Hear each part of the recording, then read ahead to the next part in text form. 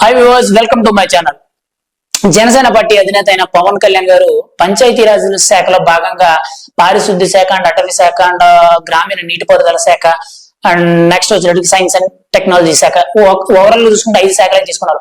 అందులోనే భాగంగా ఈయన పంచాయతీరాజ్ శాఖలో భాగంగా ఈయనకి ఏంటంటే ఉపాధి హామీ పనులు అనేవి గత 2024 నుంచి 25 సంవత్సరానికి కేంద్ర ప్రభుత్వం నుంచి దాదాపుగా 15 కోట్ల రూపాయల పనులు అనేవి ఆంధ్రప్రదేశ్ లో చేయించాలని చెప్పి కేంద్ర ప్రభుత్వం నుండి ఆదేశాలు వచ్చినాయి. ఆ డబ్బులు పడ్డాయి.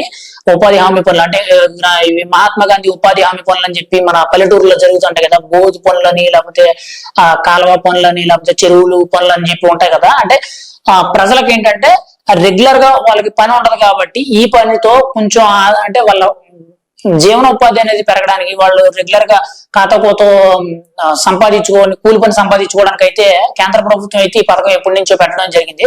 అయితే ఈ పథకంలో కూడా చాలా లుసుకుబాట్లు అయితే ఉన్నాయి. వచ్చిన వాళ్ళ పేర్లు రానుల పేర్లు అన్ని రాసుకొని కొన్ని కొంతమంది అయితే ఈ ఉపాధి హామీ పనులను అడ్డం పెట్టుకొని కొంతమంది లక్షలు తిన్న వాళ్ళు ఉన్నారు, కొంతమంది వేల రూపాయలు తినేసిన వాళ్ళు ఉన్నారు. అయితే ఇప్పుడు చూసుకుంటే పవన్ కళ్యాణ్ గారు వచ్చిన తర్వాత దాంట్లో కొన్ని డిజిటల్ గా మార్పులు చేర్పులు కూడా చేయడం అయితే జరుగుతుంది. అంటే అంతకు ముందు కూడా కొంచెం డిజిటలైజేషన్ ఉంది, ఈ మధ్యనే మార్చారు. అయితే పవన్ కళ్యాణ్ గారు వచ్చిన తర్వాత ఇంకా చొరవ తీసుకుని ఇంకా స్ట్రిక్ట్ గా పర్ఫెక్ట్ గా పని జరిగేటట్టయితే కొన్ని నిర్ణయాలు కూడా తీసుకున్నట్టయితే తెలుస్తుంది. అయితే ఈ రోజు చూసుకుంటే పవన్ కళ్యాణ్ గారు ఈ ఉపాధి హామీ పనుల గురించి రీసెంట్ గా పవన్ కళ్యాణ్ గారు అయితే కేంద్ర ప్రభుత్వానికి పంచాయతీరాజ్ శాఖ కేంద్ర ప్రభుత్వ పంచాయతీరాజ్ శాఖ అయితే ఒక లెటర్ పెట్టడం జరిగింది. అంటే పనులు ఇంకొంచెం పొడిగించండి అని చెప్పి కొంచెం ఉపాధి కల్పించండి అనేటట్టయితే కేంద్ర ప్రభుత్వంతో అయితే మాట్లాడడం అయితే జరిగింది పంచాయతీరాజ్ శాఖతో. అయితే దానికి అప్రూవల్ గా కేంద్ర ప్రభుత్వ పంచాయతీరాజ్ శాఖ నుంచి అయితే కన్ఫర్మేషన్ అయితే వచ్చింది. పైగా 6 కోట్ల రూపాయలు నిధులు అనేవి పనులు అనేవి జరగాలి అనేటట్టయితే అంటే మామూలుగా ఏంటంటే పంచాయతీరాజ్ శాఖ నుంచి పవన్ కళ్యాణ్ గారు మాట్లాడి ఇంకా ఎక్కువ రోజులు పని చేయించాలి. మామూలుగా అయితే 100 రోజులు 150 రోజులు మాత్రమే పల్లెటూరులో ఈ పనులు జరుగుతాయి. మిగతా టైంలో పొలం పనులు లేకపోతే వేరే పనులు ఉంటే చూసుకోవాలి. ఓన్లీ సంవత్సరానికి 100 రోజులు కానీ 150 రోజులు కానీ మాత్రమే పనులు చెప్పాలని చెప్పి ఒక రూల్ కూడా ఉంటది. పర్టికులర్ గా అలానా టైంలోనే చేయాలనేటట్టు అయితే ఉంటది. అయితే ఆ పనులు ఇంకొంచెం పొడిగించండి, ఇంకొంచెం మందికి జీవనోపాధి కల్పించండి అని చెప్పి కేంద్ర ప్రభుత్వం అయితే పవన్ కళ్యాణ్ గారు అయితే మాట్లాడడం అయితే జరిగింది. దానికి సంబంధించి కేంద్ర ప్రభుత్వం కూడా అఫీషియల్ గా కన్ఫర్మేషన్ అయితే ఇవ్వడం జరిగింది. దాదాపుగా 6 కోట్ల రూపాయల పనులు అనేవి చేయండి అని చెప్పి కన్ఫర్మేషన్ ఇచ్చింది. దీనివల్ల దాదాపుగా 54 లక్షల కుటుంబాలకి